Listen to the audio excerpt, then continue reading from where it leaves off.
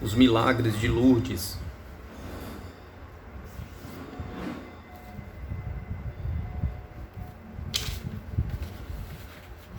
O nosso tempo é uma época na qual se prepara grandes acontecimentos, uma vez que Deus intervém com tanta frequência e tanto esplendor. Além do mais, existe uma convicção universal de que o mundo será testemunha de grandes maravilhas, e na realidade existe um único homem culto no mundo e na Europa que não esteja à espera de coisas admiráveis. Pergunta: o triunfo da igreja no futuro próximo não é objeto de esperança de todos os piedosos servidores de Maria que aguardam esta graça através da intercessão do Rei do Céu? Pergunta Abel Pilon Le Rose de Marie, quarta-feira, 19 de maio de 1858. Era uma vez uma pastora chamada Bernadette Soubirous, em 1858. Foi honrada em Lourdes com diversas aparições da Santíssima Virgem na religião. Irmã Maria Bernardi, falecida em Nivelles, na casa matriz das Irmãs de Caridade, a 16 de abril de 1879, aos 36 anos de idade e aos 12 de sua profissão religiosa. Epitáfio de Santa Bernadette, no convento Santa Gilda de Nevers, em Nevers. Uma dama vestida de branco. A Virgem não está mais sentada no céu, ainda caminha entre nós, mais infatigável, mais rápida, mais jovem, mais bonita, mais sorridente, mais triste que nunca. Acompanhamos a Virgem, seguimos-lhes as pegadas, atentos à música interior e procurando consolo. As vozes da prece viva interrogam-se no alto. Ouviram-na? Viram-na? Pergunta. Ela passou perto de vocês? Pergunta. E as respostas chegam com o vento da noite. Acreditamos que só pudesse ser ela, mas ainda não o sabemos. Michel de Saint-Pierre Bernadette, 21 de fevereiro de 1858, domingo, na velha igreja romana de Lourdes, pequena capital do cantão dos Altos Pirineus, com 4.000 e poucos habitantes. A missa principal acaba de ser celebrada pelo abade Pierre Ramarelli, cura do Burgo há 3 anos. Foi nomeado para o cargo no dia 9 de dezembro de 1854. O guarda campestre Calit espera do lado de fora, em frente ao pórtico, indulgente apesar da farda mutilante que enverga. Sua atitude demonstra com clareza que lhe foi confiada uma missão importante. Os sinos começam logo a tocar. Pouco a pouco os fiéis abandonam a igreja. Inicialmente vêm-se os representantes da classe alta, segundo a denominação oficial e corrente, os burgueses, apreciadores de uma boa mesa e compenetrados de sua importância, bonitas senhoras entufadas nas suas anquinhas e crinólinas, conforme a moda do Segundo Império. Garotinhos e garotinhas cuidadosamente vestidos com trajes domingueiros. A seguir surge a classe baixa, os braçais, isto é, os homens que alugam seu trabalho, alguns envergando sobrecasaco, outros com mangas de camisa, mas todos com boinas. As mulheres, apertadas sob um amontoado pesado e sombrio de anáguas, saias e aventais, trazem os cabelos escondidos duplamente sobre um lenço e um toucado, longa faixa de tecido negro, branco ou vermelho, que cobre a cabeça, ombros e prolonga-se até a cintura. Acompanhe-me, Bernadette. O comissário quer conversar com você.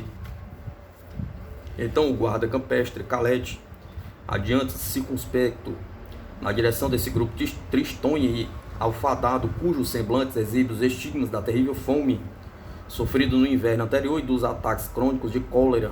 O homem agarra pelo toucado uma adolescente de luminoso semblante, lisa e grave, mas tão baixinha, tem pouco mais de 1 metro de altura, que ainda parece uma criança. Acompanhe-me, Bernadette, diz o guarda campestre com sua voz grave. O comissário de polícia quer conversar com você. A jovem obedece docemente, acompanhada de longe por seus pais, irmãos e irmãs, bem como por outros membros da família. Eila, diante do comissário da polícia de Lourdes, Dominique Jacomete, um homem bonito, a opinião é de seus contemporâneos, com 38 anos, de abundante cabeleira negra e ondulada, imensos bigodes, barbicha imperial, impecável, é bastardo, nasceu de pai desconhecido. Contudo, esse estigma não o impede de iniciar uma brilhante carreira como funcionário público. Na verdade, esse pineiraco galgará pouco a pouco todos os escalões da polícia e 8 anos mais tarde estará ocupando cargo de adjunto do governador em Paris e agraciado com a Legião de Honra. Nasceu em Argeles e conhece bem o dialeto de Bigorre, em que se expressa a pequena interlocutora. A entrevista é demorada. Tão logo a jovem se retira, Jacomete pega um pedaço de papel, mergulha a pena de pato num tinteiro e começa a escrever. Abre aspas. No ano de 1858, dia 21 de fevereiro, nós, Dominique Jacomete, comissário de polícia do cantão de Lourdes, Altos Pirineus, tendo tomado conhecimento de que um adolescente afirmava estar em contato com a Virgem que lhe teria aparecido numa gruta denominada Massevielle, às margens do Gave, às portas de Lourdes, de que ela ali permanecia em êxtase durante algumas horas do dia, de que os rumores a respeito da visão que corriam de boca a boca entre o povo há alguns dias começavam a provocar uma certa agitação e poderiam, talvez, em determinado momento, perturbar essa gente simples e poder mais crédula. Convocamos essa jovem à nossa presença, perguntando-lhe o nome e a idade, convidando-a a relatar-nos, palavra por palavra, tudo quanto tinha visto, tudo quanto vinha sentindo a partir da primeira visão na gruta, inclusive os nomes das pessoas a quem tinha confiado suas primeiras revelações. Eis a sua declaração: meu nome é Bernadette Soubirous. Com 13 anos ou 14 anos de idade, nascida em Lourdes, não sabia ler nem escrever e não havia ainda feito a primeira comunhão. O cárcere da família Soubirous. E Bernadette, com sua voz doce no dialeto cantante, narra ao comissário amável e benevolente o que lhe aconteceu depois do dia marcado de Tarbes, isto é, na quinta-feira, 11 de fevereiro. Enquanto conta a sua história, fita o policial com olhos límpidos e sem demonstrar qualquer espécie de temor. Naquela manhã, no sórdido e minúsculo cômodo, trata-se de um antigo cárcere que ela ocupa na rua de Petits Fosses, situada no bairro pobre de Lourdes. A família Soubirous despertou em estado deprimente. Não havia lenha nem pão. Eles, a mãe Louise, uma mulher de 33 anos, envelhecida antes do tempo, que procura esquecer suas desgraças embriagantes com bastante frequência. O pai, François, bem mais velho, pois já conta com quase 50 anos, antigo moleiro decadente em que se tornou trabalhador braçal, está cego de um olho e vive tristonho, e os 4 filhos. Além de Bernadette, a mais velha, nascida a 7 de janeiro de 1844, a Toinette, com 12 anos, de 19 de setembro de 1846, Jean-Marie, com 7 anos, de 13 de maio de 1851, e o raquítico pequenino Justin, com 3 anos, de 28 de fevereiro de 1855, que falecerá em fevereiro de 1865. 2 outras crianças, uma nascida em fevereiro de 1845 e outra em dezembro de 1848, morreram em terna idade. Louise Soubirous ainda dará à luz a 3 crianças, mas somente uma sobreviverá. Bernard Pierre, nascida a 10 de setembro de 1859, doente, esgotada, exaurida de força, ela virá a falecer a 8 de dezembro de 1866, aos 41 anos de idade. Bernadette, que é, portanto, a mais velha das crianças vivas, acaba de regressar à casa paterna a fim de preparar-se para a primeira comunhão e reencontrar esse pardieiro lúgubre. Na realidade, no inverno anterior, para fugir da fome que assolava toda a região, seus pais mandaram-lhe para a casa de uma velha ama de leite, donde de um pequeno rebanho de carneiros, onde passou a trabalhar como pastora. Essa fome que assolou os altos e os baixos Pirineus fora a consequência primeiro da catastrófica colheita de trigo no verão de 1856, que nem chegou a 1/3 da média habitual, e depois da excepcional seca que comprometeu quase totalmente as colheitas de milho, as batatas e dos feculosos feijões e ervilhas. Durante o terrível inverno que se seguiu, evidentemente, a região foi reabastecida por comboios que transportavam os gêneros alimentícios de primeira necessidade. Contudo, apenas os ricos podiam comprá-los. Assim, a 27 de março de 1857, François Soubirous, pai de Bernadette, foi preso. Um padeiro de Lourdes, Bertrand Maisson Gross, de quem havia roubado 3 sacos de farinha. Nessa época, os padeiros e os moleiros da região gostavam de possuir fechaduras sólidas. Apresentou queixa à polícia, declarou-lhe suspeitar de François Soubirous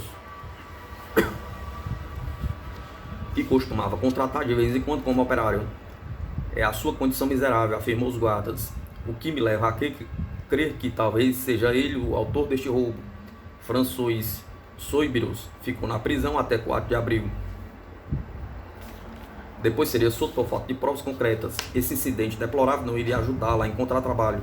A partir daí, os empregadores começaram a desconfiar de sua honestidade, apesar de François Soibirous ter sido apenas alvo de suspeitas e não condenado. Crianças que dançam às margens do Gave. E em vez desses adultos fracos, indolentes, sem força e sem vontade, não raro cabe às crianças a tarefa de prover as necessidades diárias da família. Naquela manhã, ao romper do dia 11 de fevereiro de 1858, foi exatamente isso que Bernadette resolveu fazer. Acompanhada pela irmã Toinette e por uma garota de sua idade, Jeanne Abadier, ela saiu de casa para recolher alguns ossos ao longo do Gave. Esses ossos, provenientes sem dúvida alguma dos refungos, eram depois vendidos a fim de serem queimados e transformados em pó preto, produto de tintura utilizado normalmente até a invenção dos corantes químicos. Aliás, naquele dia, os ossos recolhidos pelas duas irmãs Soibirous e pela amiguinha irão render-lhe 6 centimos. E 6 centimos é o preço de 1 quilo de pão. Essa insuficiência, essa insignificância constituirá toda a refeição da noite da família Soibirous.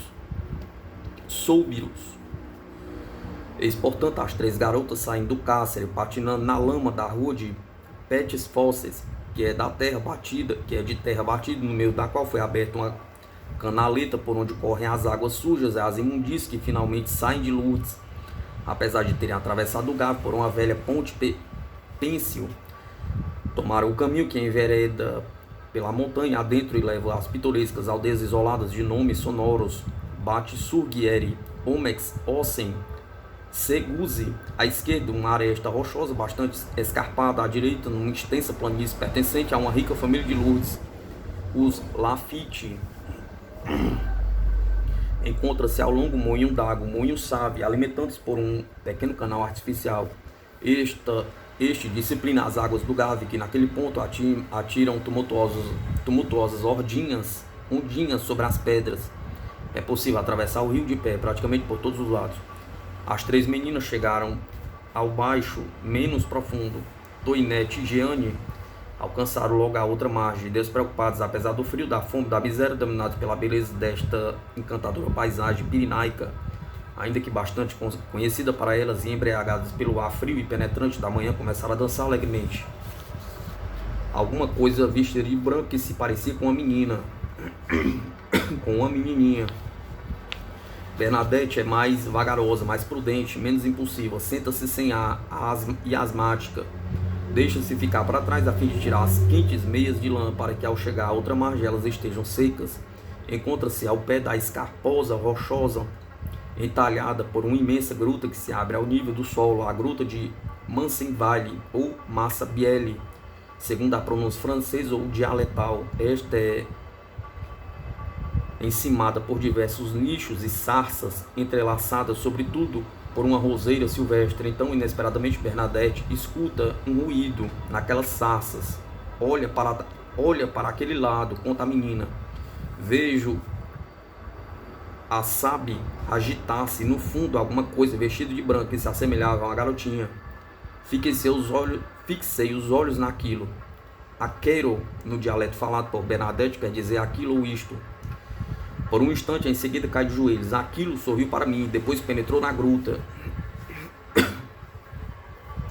Na realidade, Bernadette foi muito explícita e fez uma descrição bem mais pormenorizada ao comissário sobre aquela coisa vestida de branco.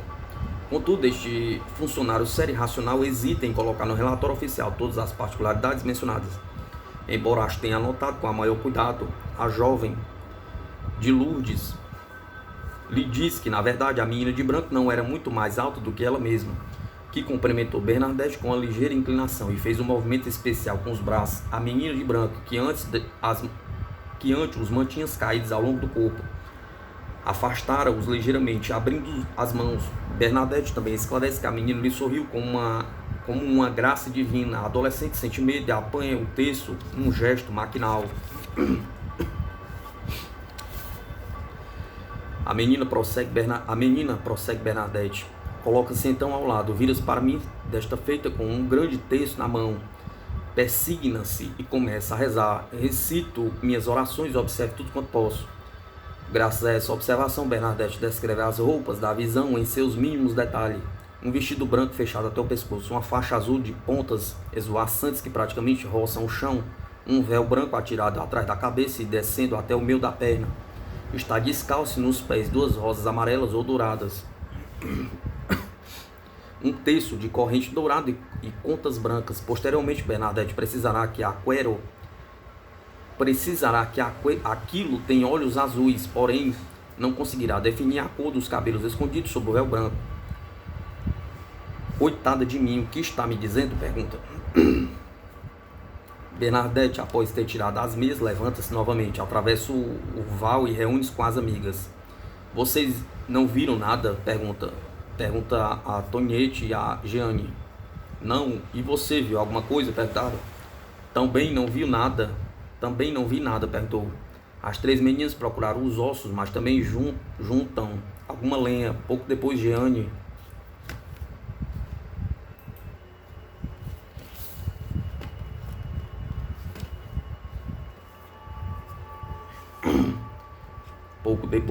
despede-se das irmãs Sóbiros e vai embora. Fiquei sozinha com minha irmã. Continuei a contar a Bernadette, a quem falei sobre minha visão enquanto voltávamos para casa. Toinette, ao ser interrogada alguns anos mais tarde, irá recordar-se perfeitamente da frase pronunciada por Bernadette. Vi uma dama vestida de branco, com uma faixa azul e uma rosa amarela em cada uma dos pés. Por volta das 3 da tarde, relata Bernadette ao comissário, prosseguindo sua narrativa. Falei a respeito com Jeane Abadier e à noite, enquanto ceava, toquei sobre um assunto com minha mãe. Ela respondeu-me que, sem dúvida, foi um sonho. Também falei a respeito com minha tia, Romaine, que mora no andar acima do nosso. Disse-me que isto era o efeito de alguma ilusão. Na verdade, Bernadette restringe bastante o que realmente aconteceu, já que não havia conseguido controlar-se para não conversar com a irmã a respeito de sua visão. Pediu-lhe para guardar segredo, mas Toinette, excitada por aquele estranho acontecimento, não conseguiu controlar a língua. Mais tarde, ela mesma narrará a cena. Havia alguma coisa que me impedia a relatar o que Bernadette me havia contado. Então diz, por 3 vezes, minha mãe indaga. Por que está fazendo isso? Está doente? Perguntou. Não, mas vou contar-lhe o que Bernadette me disse. Bernadette achava-se num pequeno corredor e eu encostada ao caixilho de uma janela. Então contei. Ai de mim, o que está me dizendo? Murmurou minha mãe. Chamou Bernadette e interrogou-a. Sem rancor, Bernadette repete para ela o que eu já havia contado. Nossa mãe repreendeu-nos e deu-nos uma surra com uma bengala. Apesar desse castigo bastante severo, Bernadette não vai guardar silêncio a respeito daquilo que lhe tinha acontecido. Na sexta-feira, depois do almoço, dirige-se à escola, mantida pela congregação das Irmãs de Nevers, onde ela e sua irmã Toinette são recebidas na classe dos indigentes, a fim de poder fazer logo a primeira comunhão. Bernadette teve de aprender o catecismo, porém defronta-se com alguma dificuldade. Nunca aprenderei nada, comenta de certo dia com sua professora. Seria preciso que me enfiasse esse livro na cabeça. E é a esta professora, irmã Daimie, que Bernadette relata em dialeto, pois quase não sabe falar francês. Foi uma outra garota indigente que teve que traduzir aquilo que viu na véspera, lá na gruta de Massabielle. Refere-se à aparição como aquilo, e durante muito tempo empregará essa dominação vaga e neutra. Contudo, todas as pessoas que a escutam falam sobre o assunto, não importa se da classe alta ou baixa. Dão imediatamente a sua interpretação ao fato. Para elas não resta dúvida que Bernadette viu, ou acreditou ter visto, ou quer fazer com que acredite que ela viu a Virgem. No sábado à noite, ao confessar-se ao abade Pômia, seu confessor, Bernadette diz-lhe com toda simplicidade: vi alguma coisa vestida de branco, com o aspecto de uma dama. O abade Pômia acolhe muito favoravelmente esta confissão e chega a perguntar a Bernadette se pode ventilar a questão com o cura de Lourdes. O abade Peyhamel da qual é um dos vigários. Imediatamente vai procurar seu superior, que, menos entusiasmado, declara: é preciso esperar. Quando chega o domingo 14 de fevereiro, muita gente já tinha ouvido falar sobre a visão de Bernadette. Contudo, foram suas colegas de classe das indigentes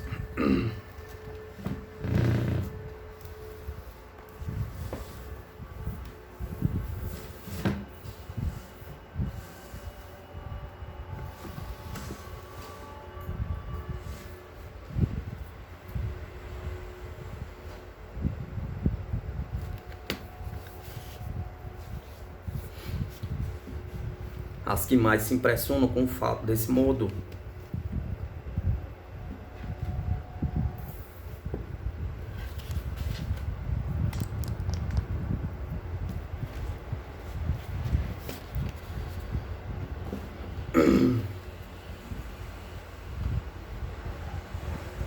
nesse mesmo domingo, manifesta o desejo de ir à gruta com Bernadette, mas primeiro é preciso pedir permissão a Luiz Sóbrios no cárcere e depois a François Sóbrios, que se encontram sem dúvida alguma e como de hábito numa taberna. A turminha dirige-se a Marciabelle. Nós tínhamos levado, conta Bernadette, ao comissário da polícia uma garrafinha de água benta que Justine Sobis e Maria Chaudol tinham acompanhado na igreja. Ao chegarmos lá, ajoelhamos, rezamos o texto e aquilo tornou a aparecer a entrada da gruta. Bernadette preparava-se para perguntar se aquilo vinha da parte de Deus ou da parte do demônio, quando a impertinente Jeanne Abadie, a mesma menina que havia acompanhado Bernadette Sóbrios na quinta-feira anterior, começou a esbravejar: espere, espere, vou assustar a sua dama de branco. E atirou uma pedra imensa que se eleva com dificuldade e vai despencar ao lado de Bernadette. Aquilo desaparece. Bernadette entra em êxtase. Há um movimento de pânico entre as meninas, que agarra Bernadette e procura arrastá-la para longe daquele local onde se passa coisas tão estranhas. Mas a companheira continua imóvel. As meninas dirigem-se até o moinho de Savi, perto dali, e retornam acompanhados pelo moleiro Nicolau, que consegue arrancar Bernadette de sua contemplação estática. No dia seguinte, na escola das irmãs de Níveres, só se fala do acontecido. Será que você não vai acabar logo com essas palhaçadas? Pergunta, indaga a superiora, repreendendo-a com severidade.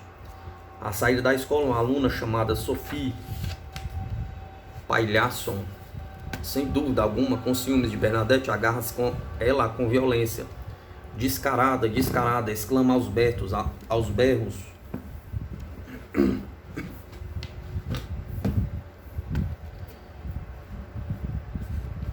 Exclama aos berros, após tê-la esbofeteado.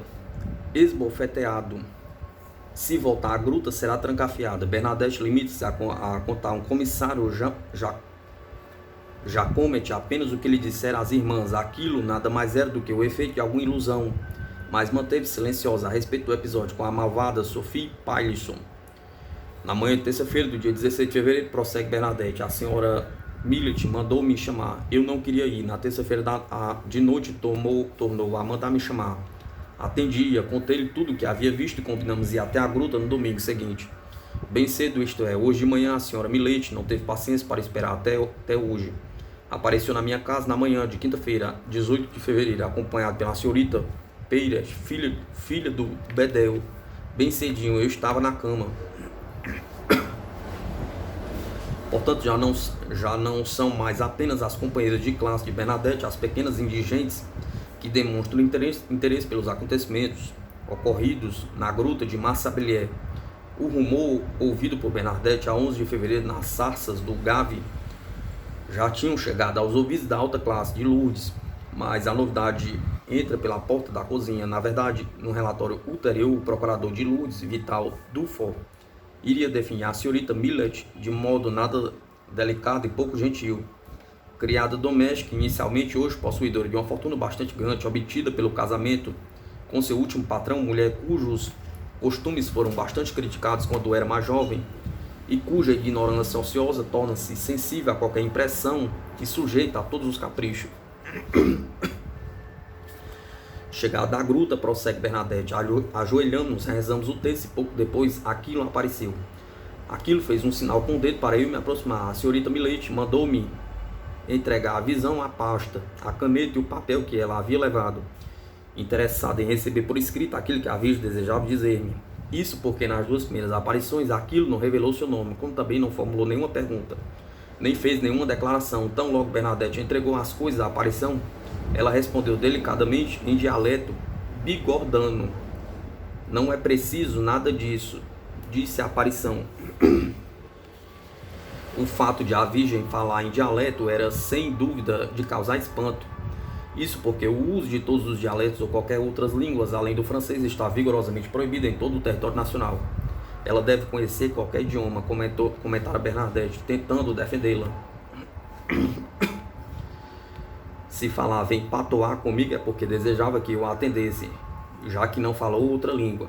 E quando objetavam que a Virgem tinha nascido e vivido na Judéia, onde ninguém há 2000 anos sabia, é claro, falar o dialeto bigordano, Bernadette retruca: "O autor de todas as línguas não é o bom Deus?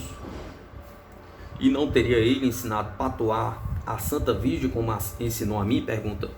A Virgem pede a Bernadette, naquele mesmo dia de 18 de fevereiro de 1858, quinta-feira, com sua voz suave e melodiosa, que a menina não escuta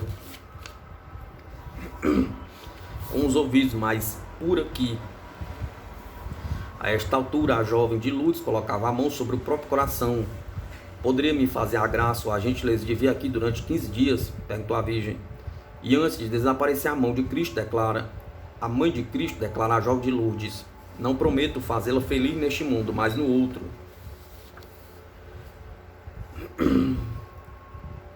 O jorrar de uma fonte.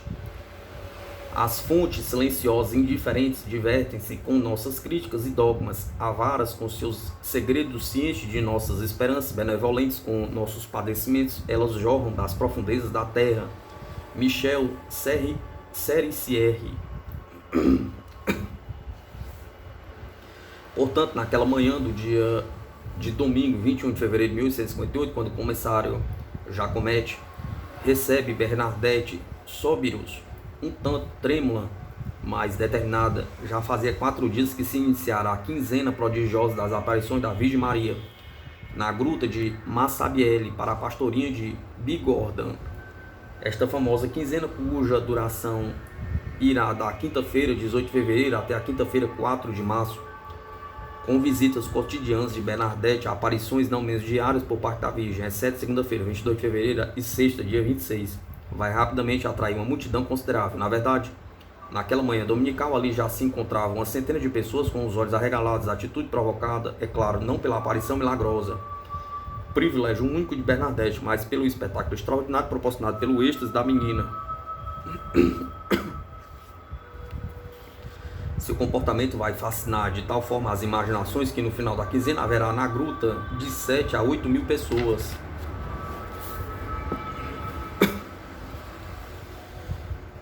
De imediato, todas as testemunhas comentam o sorriso seráfico de Bernadette, a pureza encantadora de seu rosto e sua graça, que deixa a todos maravilhados. A maneira como faz o sinal da cruz, exatamente como deve ser feito no céu, o olhar amoroso, a alegria indescritível, as que não lhe alteram de forma alguma os traços do semblante. Nunca mais poderia esquecer a fisionomia desta criança naqueles momentos, comentará alguém. O seu corpo, circundado por uma luminosidade virginal, geral um outro, dava-nos a impressão de que um raio de sol espiritual havia descido sobre aquela cabeça para nela depositar uma auréola que logo deveria desaparecer, de estranha majestade. Todos aqueles que testemunharam a quinzena prodigiosa de Bernadette haveriam de guardar uma recordação indelével por toda a vida. Em fevereiro de 1860, o abade Junqua escreve que alguns habitantes de Lourdes, dignos de crédito, recordavam-se perfeitamente da expressão radiante da visionária, de lábios agitados pela palavra dialogada que articulavam, de olhos ardentes e brilhantes, fixos, atentos, presos na direção do horizonte interior do rochedo, onde a personagem invisível a todos, menos a ela, falava, interrogava, respondia, e então uma onda de alegria derramava sobre o rosto iluminado de Bernadette. 10 anos mais tarde, em 1868, as lembranças estão tão frescas e tão presentes em todas as memórias que um investigador chamado Sempi Ao confrontar os testemunhos obtidos, é capaz de fazer uma descrição tão detalhada dessas sessões na gruta que juraríamos ele mesmo havê-las assistido, abre aspas. Ela estava lá, de sempre, tranquila e livre. O olhar atento dirigido para a abertura do rochedo, rezava, segurando as contas do seu terço, algumas poucas ave-marias subitamente. Um leve estremecimento anunciava a visita augusta. Suas mãos elevavam-se ligeiramente com um movimento rápido e suave. Tudo parecia crescer nela, a atitude e os traços, o rosto empalidecido anelava por alguém que se achava nas alturas. A multidão acompanhava a sequência dos acontecimentos. Agora, ela está vendo, ela a vê, a multidão gritava. Estas palavras circulavam em meio à multidão, atenta e faziam-na vibrar de emoção. Era necessário proteger a menina contra a pressão dessa massa de gente, premida pela intensificação da curiosidade. O silêncio tornava-se mais profundo. Um recolhimento religioso pairava sobre a assembleia. Parecia estar num santuário. Os olhares devoravam Bernadette. Fecha aspas.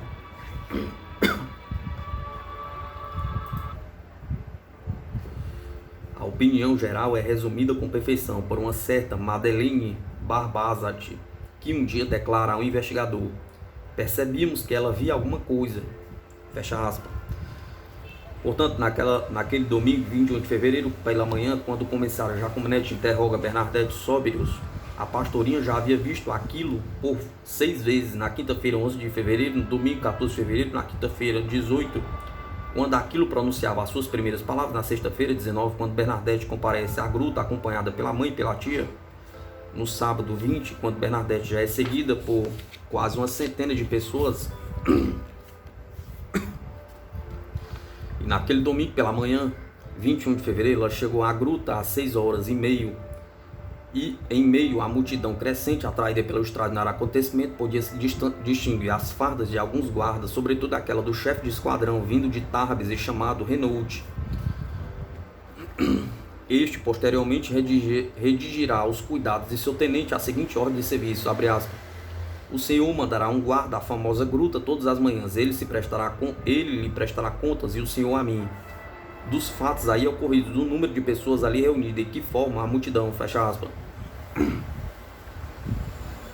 A polícia, a gendarmeria, agora é a justiça que se interessa pelo caso de Bernadette. Nesse mesmo domingo, 21 de fevereiro, o comissionário Jacomete, após ter interrogado a menina, envia ao procurador imperial de Lourdes, cujo nome é Vital Dutor. Este recebe Bernadette com uma severidade excessiva. Você tem a intenção de ir até a gruta todas as manhãs? Indaga o procurador Dutort a Bernadette. Sim, meu senhor, replica a adolescente um tanto intimidada, mas um tom de voz firme e tranquilo. Prometi comparecer ali durante 15 dias. Mas já lhe disseram que a sua visão era um sonho, uma ilusão a que não devia apegar-se. As irmãs que lhe ministram a instrução religiosa, mulheres muito piedosas, já lhe disseram isso. Por que razão não segue seus conselhos? Perguntou. Evitaria assim que perdêssemos tempo com você. Experimento uma alegria muito grande quando vou à gruta. A menina diz: se abstivesse de ir até lá, o procurador não precisaria impedi-la de o fazer. Sinto-me arrebatada por uma força irresistível, a menina falou. O procurador disse: tenha cuidado, esbraveja o procurador. Há muitas pessoas que suspeitam que você e seus pais talvez desejam explorar a credulidade pública. Eu também poderia pensar o mesmo. Sua família é muito pobre. Você se vê alvo de simpatias às quais lhe proporcionam algumas... Você se vê alvo de simpatias às quais lhe proporcionam algumas alegrias e poderia esperar por outras ainda maiores. Não posso deixar de advertir de que, se não usar de sinceridade com relação às descrições sobre as aparições, e se você ou seus pais tirarem algum proveito disto, estão se expondo a perseguições judiciais e a severas condenações por expoliação fraudulenta. Não espero obter nenhum proveito nesta vida, a menina diz. Isso é o que diz Isso é o que diz, mas não aceitou a hospitalidade oferecida pela senhorita Milete? Perguntou o procurador. E o padrão de vida na casa dela não é melhor do que o da casa de seus pais? Ele perguntou. Eles mesmos esperam melhorar de situação, servindo-se de você, de suas visões e do interesse por elas despertado, embora talvez não passem de sonhos, como já lhe disseram, e o que seria bem pior, de mentiras.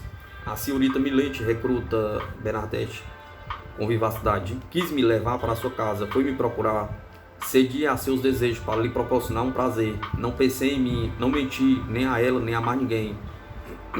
Claro, sem dúvida, foi a senhorita Milete quem tomou a iniciativa, concorda o magistrado.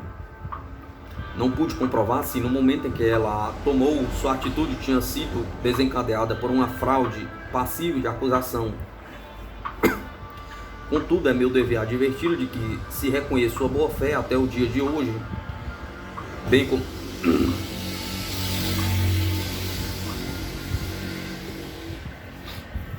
como a sua sinceridade, elas hão de se tornar suspeitas se eu vier a saber que você não se mostra totalmente desinteressada. Na segunda-feira, 22 de fevereiro, Le Lavedan, o jornal de Lourdes, publica um artigo sobre Bernadette, na qual ela é apresentada como vítima de catalepsia. Não relataremos as mil versões feitas a este respeito, conclui o jornalista, autor do artigo. Diremos somente que a jovem dirige-se todas as manhãs à entrada da gruta, onde reza com uma vela na mão, escoltada por mais de 500 pessoas. Ali ela é vista passar do mais profundo recolhimento a um sorriso suave, e em seguida recai num estado estático dos mais pronunciados. Lágrimas rolam de seus olhos, que permanecem fixos na gruta, onde ela acredita ver a Santa Virgem.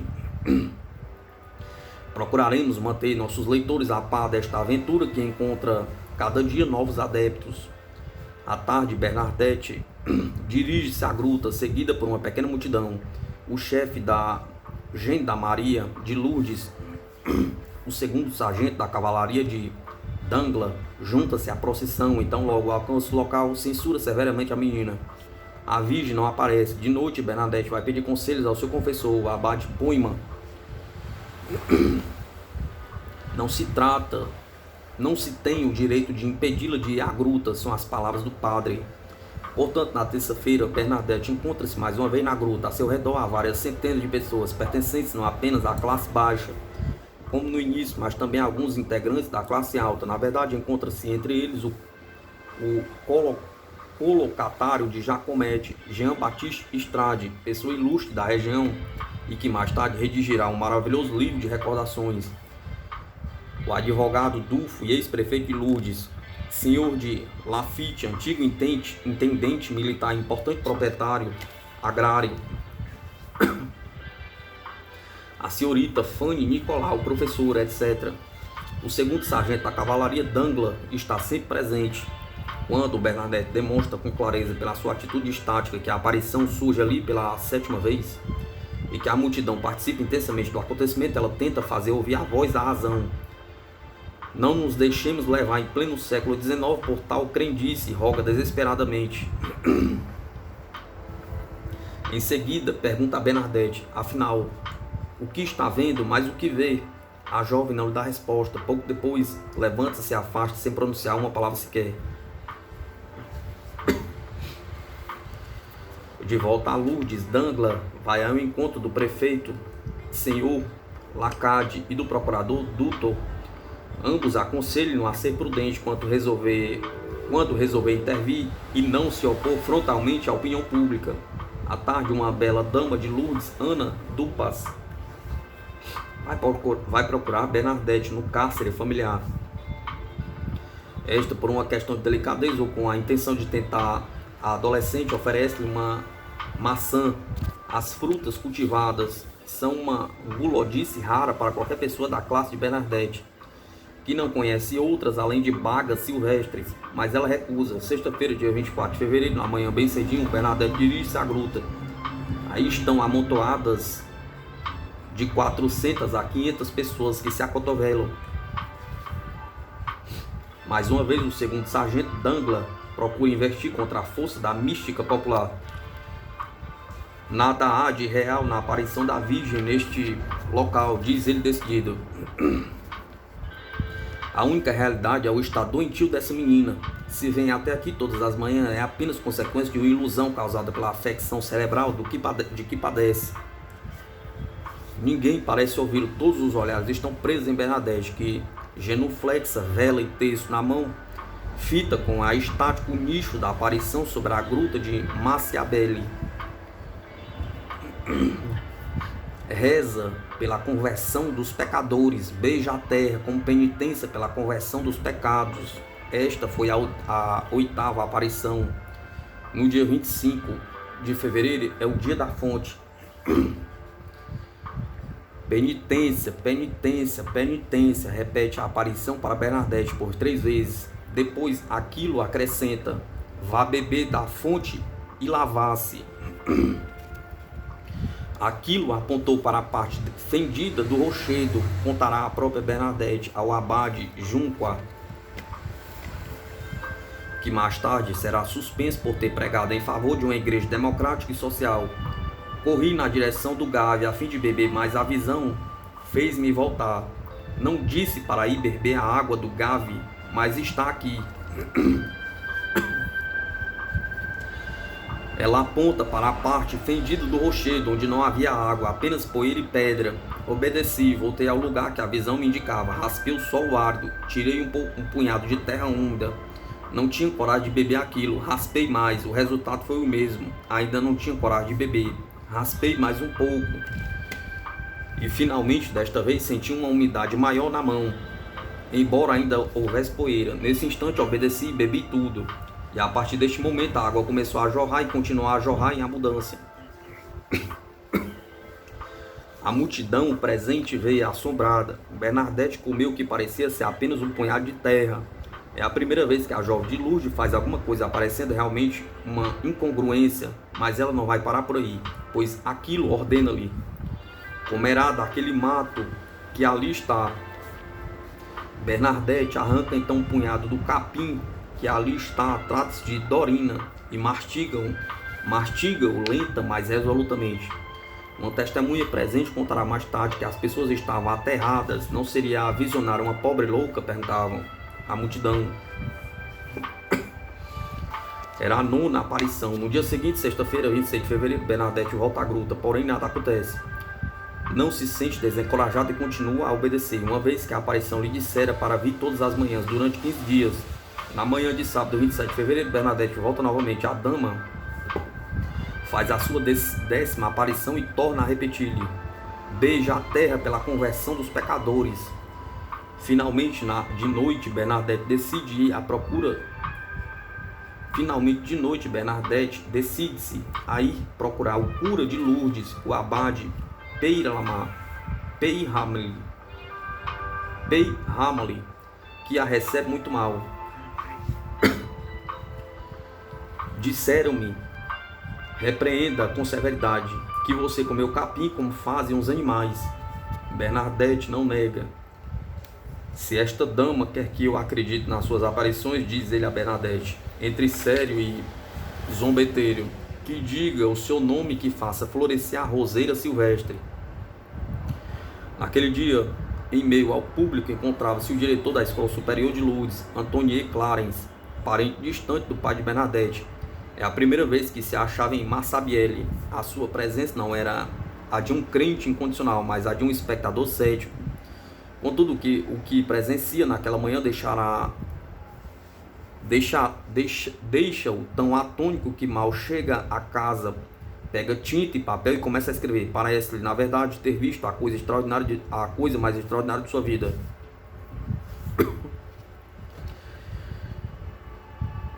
E se bem que este professor redija no estilo enfadonho, inspirado em Chateaubriand, o texto está repleto de geleiras eternas, de cascatas imponentes, de montes escarpados e de princípios terríveis, sem falar dos meandros graciosos, nos cumes solitários, nos maravilhosos prados salpicados de flores, Sua narrativa dá ao leitor moderno a impressão de estar lá em Massabielle, não longe de Bernadette, e a sensação de ter visto a Virgem vestida de azul e branco, com os pés descalços enfeitados com rosas douradas. Cheguei um pouco tarde, relata Antônio Clarence, a respeito daquele dia, 27 de fevereiro, um sábado. O local estava literalmente cheio. O rochedo, suspenso sob graves, todo ocupado. Insinuei-me por trás e tive muita sorte de chegar sem um acidente mais ou menos desagradável. A parte superior do anfiteatro, o dia começava a despontar. Prensado por todos os lados, esperei a chegada da menina com muita impaciência. Finalmente ela apareceu às 6h30. Era necessário abrir o caminho até a gruta. Durante alguns instantes houve um grande tumulto. Contudo, assim que a menina ajoelhou-se aos pés do anfiteatro, fez um silêncio geral. Observava-se por todos os lados uma espécie de recolhimento que dava prazer à alma. Em seguida, o professor fez uma descrição excelente e muito sugestiva de Bernadette em êxtase. Bernadette, que esclarecer, ele não me conhece, certamente porque seu pai tinha decaído socialmente.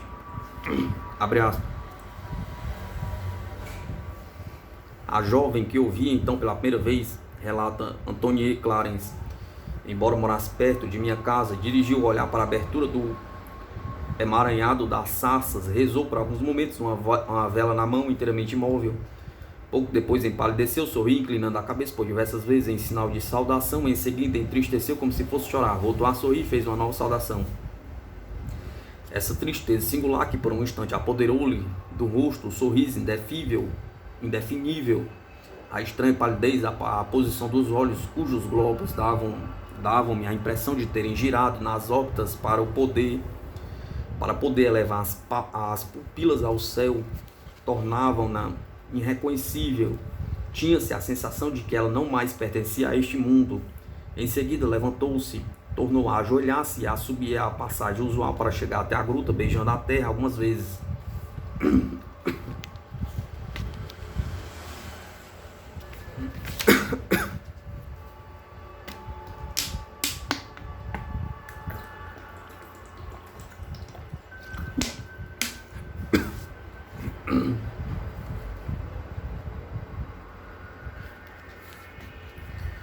No domingo, 28 de fevereiro, tem lugar a 11ª aparição. Bernadette Doss transmite a Aquilo os recados do abade Peyramali. Mas a Virgem ainda não se digna nem a declinar seu nome, nem a fazer florescer, fora de época, a roseira da gruta. Segunda-feira, 1º de março, havia quase 1.500 pessoas na gruta quando Bernadette chega. Está acompanhado por seus pais, que o procurador imperial de Lourdes, Vital Dutton, qualifica como pessoas miseráveis. O senhor e a senhora Sobiros cuidam para que se faça silêncio, que os homens descubram a cabeça e que a multidão adote uma atitude de recolhimento e reze. A Virgem aparece, mas fique silenciosa. No dia seguinte, terça-feira, 2 de março, a aparição faz a Bernadette uma dupla e importante recomendação, da qual não possuímos o texto em patuá. Vá dizer aos padres, ordenou a Bernadette, que venham até aqui em procissão e que se construa uma capela neste lugar. A segunda parte da recomendação será repetida nos dias sucessivos, em dialeto bigordano. Bernadette, para transmitir este recado ao abade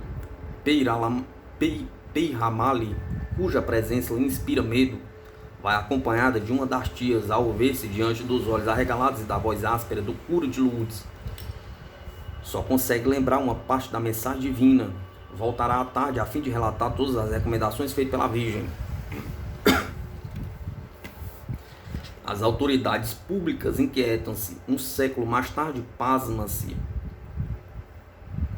ao constatar que o comissário de polícia considera que a tranquilidade pública exige que essas reuniões com hora marcada cessem o quanto antes e que as autoridades municipais do distrito deliberem acerca das previsões a serem tomadas sobre os acontecimentos que possam ocorrer a 4 de março, o último dia da quinzena das visitas de Bernadette.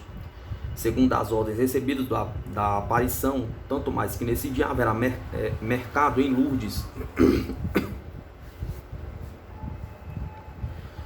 Prevejo, escreve o tenente da guarda de Argelis a seu subordinado, o segundo sargento da cavalaria Dangla, comandante de comandante da Gendarmaria de Lourdes, que na próxima quinta-feira deverá haver no mercado de Lourdes de 18 a 20 mil pessoas, no mínimo, e se o tempo for bom, esse número poderá elevar-se para 25 mil. A maioria se sentirá atraída pela curiosidade do milagre, por isto, receberá 2 homens de Argeles, 2 de Saint-Pé e o segundo sargento da cavalaria Corege. Acredito que este número seja satisfatório. Terá o cuidado de contar com um cavalo selado e um homem que, ao primeiro sinal, esteja pronto a partir para Tarbes. Estarei em Ancon com o senhor subprefeito. No momento oportuno, mande nos prevenir. Além disso, caso haja necessidade, poderá convocar o comandante do Forte de Lourdes. E o tenente da guarda acrescentou esta observação: tome suas precauções, não diga a ninguém que receberá reforços. Quanto ao subprefeito de Argeles, chamado Duboé, ele promete solenemente ao prefeito dos Altos Pirineus, Massi, adotar as medidas necessárias à manutenção da tranquilidade pública e, por fim, o mais rápido possível, as cenas que são causa de uma agitação lastimável sob todos os aspectos.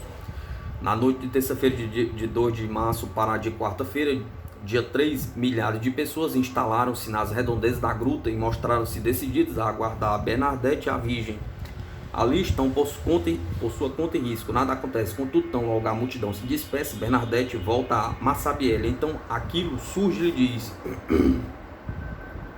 não apareci esta manhã porque havia pessoas aqui que desejavam ver qual a sua atitude na minha presença. Não eram dignas disso. Passaram a noite na gruta, profanaram-na.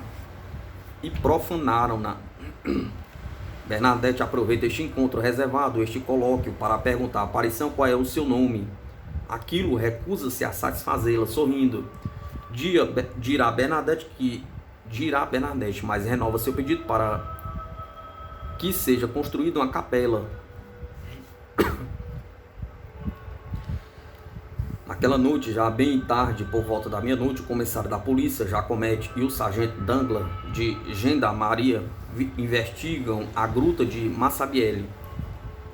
Esta investigação, testemunha o próprio comissário Jacomete, praticamente não resultou em nada. 5 moedas de 5 cêntimos, outra de 2, um velho terço arrebentado e um ramo feito com algumas folhas de louro e 2 botões de rosa.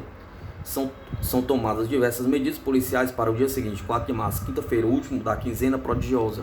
O tenente da Gendarmaria de Argeles determina que a pessoa que estiverem indo se conserve à esquerda da estrada e as que estiverem voltando à direita. E conclui a sua longa ordem de serviço com esta recomendação estranha e divertida: para aqueles que acreditam tratar-se de um milagre, deixem agir a autoridade. Prefeito, comissário de polícia, procurador imperial, juiz de paz, é um problema deles. O nosso é manter a circulação livre, a ordem. Quanto ao resto, não nos diz respeito. Também não deixa de recomendar que as armas, mosquetões e pistolas estejam carregados. O prefeito de Lourdes, Lacade, solicitou auxílio do comandante da guarnição de Lourdes. Quanto a Massi, prefeito do departamento,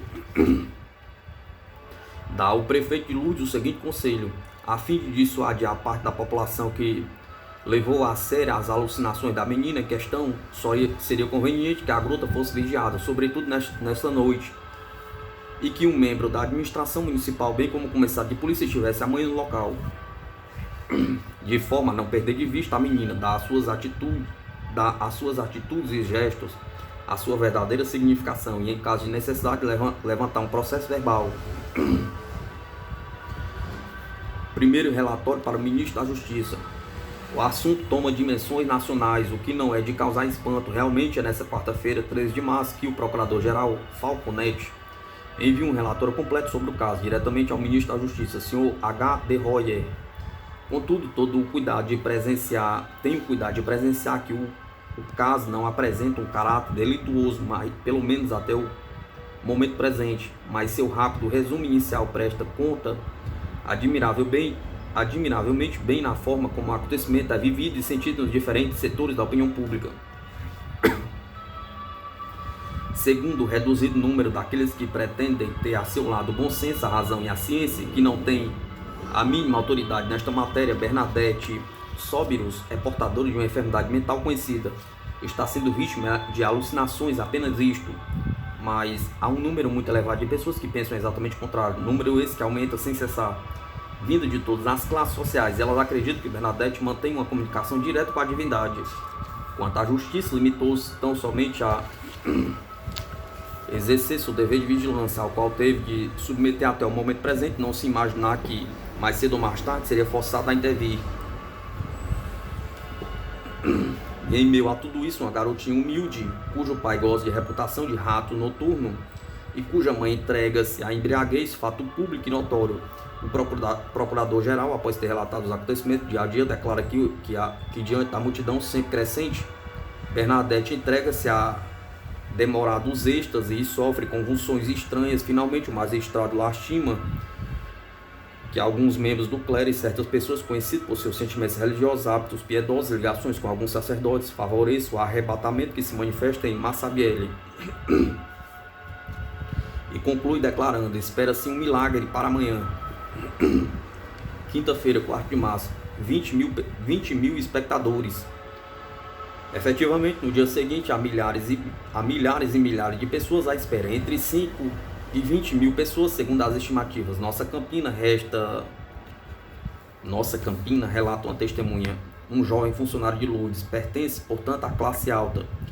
Estava repleto de pessoas a pé, a cavalo, repleta de charretes, de carros.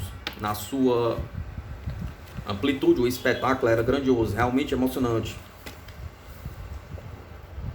Um silêncio religioso reinava por todos os lados. Era um recolhimento piedoso de fé e de oração. Bernadette, uma vez que, em vez de chegar às 7 horas, como de costume, só aparece 15 minutos mais tarde. E como acontece no espetáculo, quando a cortina tarda a ser erguida, a multidão começa a murmurar e a impacientar-se.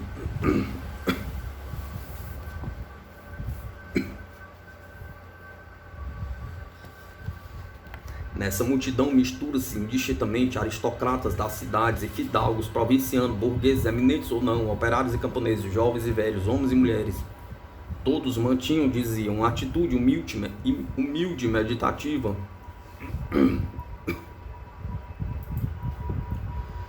Convencidos de que assistiam à aparição da Virgem, os jornalistas da região estão lá bastante irônicos, como o testemunham os comentários rudes que aparecerão no periódico de Tarbes. Em meio aos ruídos confusos que se elevam do seio da multidão, ouvia-se de quando em quando gritos pungentes, desafios, injúrias, invocações e preces. Aqui uma senhora se lastima por ver sua anágua de crinolina toda armafanhada pelos camponeses, cujos cotovelos reduzem na expressão mais simples. Lá adiante, um jovem baixote e atarracado ameaça vingar-se de um valentão que, após ter pisado-lhe nos calos, envia-lhe de quando em quando um soco violento por cima das cabeças das mulheres. Além disto, veem-se soldados, agentes da polícia ou guardas campestres que, imponentes para manter a ordem,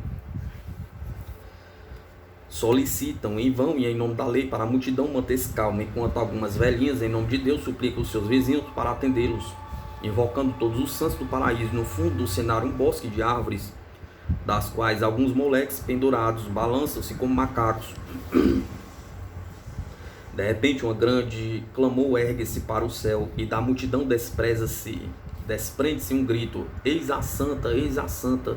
Segundo o testemunho do comissário, Bernadette está escoltada por quatro tios, 2 tios e o pai. Este caminha na frente, ordenando à multidão que abra passagem para sua filha. A menina traz uma vela numa das mãos e na outra um terço. Avança rumo à gruta. Atrás dela é impossível que não o sinta. Os milhares de espectadores observam-na como uma espécie de avidez mística e de credulidade febril. Contudo, ela comporta-se como sempre. Ajoelha-se durante uma longa meia hora, reza diante da gruta, os olhos fixos no nicho da aparição. De vez em quando ela sorri. Em seguida, levanta-se e dirige para a gruta. O prefeito de Lourdes, que se achava no local, relata com detalhes ao prefeito de Massi o comportamento da já famosa pastorinha. Chegando ao fundo, tornou-se a levantar os olhos na direção de uma cavidade da abóbada da gruta. Sorriu por 2 minutos e depois assumiu um ar sério por 3 minutos. O sorriso voltou-lhe aos lábios, fez 3 saudações e em seguida desceu ao ponto inicial, distante uns 8 metros da gruta. Tornou a ajoelhar-se, mantendo sempre a vela e o texto nas mãos. Após 15 minutos de orações, ora séria, ora sorridente, como da primeira vez, ela voltou à gruta e, após ter mantido os olhos fixos na mesma cavidade da abóbada da gruta, afastou-se, acompanhada pelo pai e por 2 tias. Uma delas, que se encontrava no fundo da gruta, chora como se estivesse prestes a perder a sobrinha. Os milagres de Lourdes.